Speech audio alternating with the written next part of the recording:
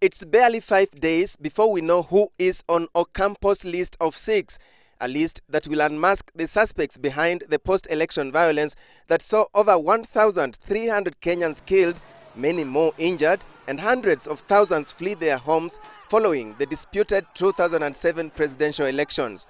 Ocampo seems all set to make the move despite an application by Eldoret North MP William Ruto to the pre-trial chamber seeking the court's intervention in what he terms improper investigations.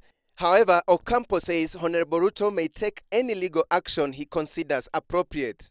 It is now official that by 5 p.m. Kenyan time on Wednesday, you will have known who exactly is on that list.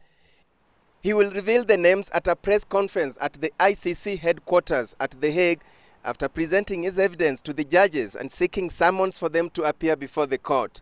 There are no doubts that massive crimes were committed in Kenya.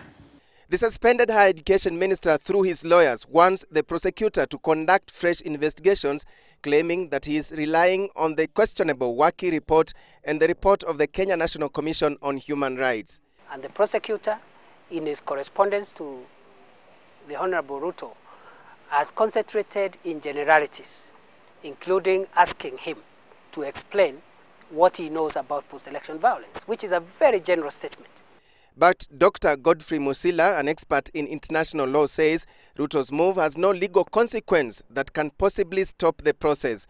He says Ruto seems to imply that he knows the evidence Ocampo already has, yet no one has been named. Because in terms of the Rome Statute, there is no proceedings yet before the judges about Kenya.